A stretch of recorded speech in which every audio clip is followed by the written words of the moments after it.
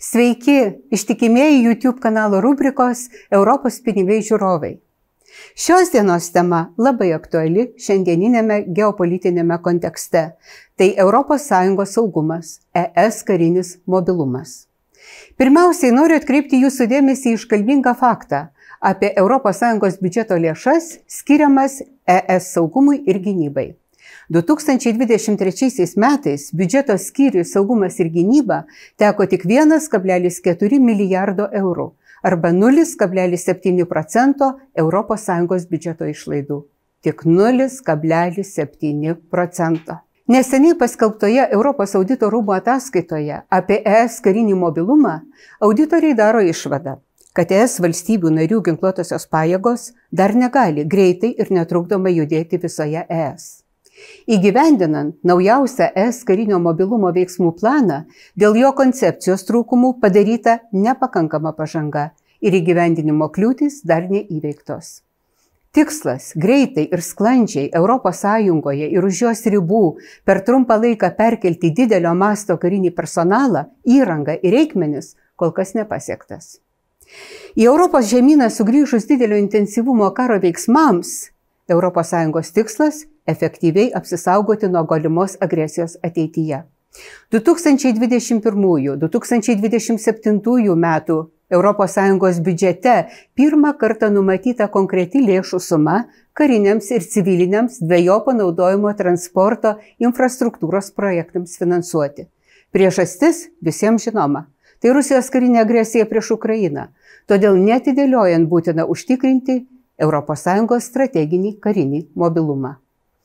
2022 m. lapkričio mėnesį ES skubiai paskelbė antrąjį veiksmų planą. Pasak auditorių, svarbu šio plano trūkumas – lėšos. ES valstybės narės gynybai 2024 metais išleido daugiau nei 300 milijardų eurų. Tai suma, kuri yra nepalyginamai didesnė nei ES išlaidos kariniam mobilumui, kurioms 2021-2027 metų laikotarpiu skirta tik 1,7 milijardai eurų. Beje, Lietuva yra viena iš 4 valstybių narių, kurioms teko didžiausia šių lėšų dalis. Tai yra 7,4% arba 126 milijonai eurų 6 karinio mobilumo projektų įgyvendinimui. Šio audito metu Europos audito rūmų auditoriai vertino Via Baltica kelio ruožo iki Lietuvos-Lenkijos sienos tiesimo karinio mobilumo jungties projektą, kuriam Europos komisija skyrė 48,7 milijonus eurų. ES skiriamo finansavimo mastas yra labai svarbus veiksnys, lemiantis tai, kokią įtaką ES gali tikėtis turėti, priimdama politinius sprendimus karinio mobilumo srityje. Auditoriai nustatė, kad rengdama antrąjį veiksmų planą, Europos komisija iš anksto nuodugniai neįvertino poreikių, todėl negalėjo patikimai nustatyti, kiek lėšų reikės jo tikslams pasiekti. Lėšų poreikis buvo gerokai didesnis, todėl 2023 metų pabaigoje pinigų nebeliko.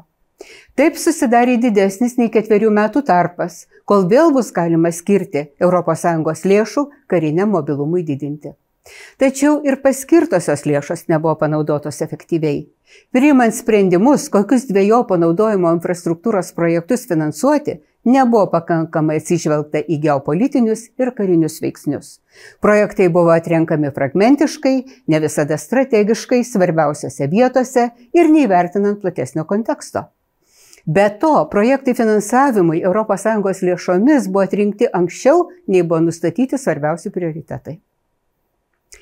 Karinių pajėgų judėjimui įtakos turi ir biurokratinės kliūtis. Pavyzdžiui, tankai iš vienos ES šalies negali judėti per kitą, jei jų svoris yra didesnis už pagal kelių eismo taisyklės leistiną svorį.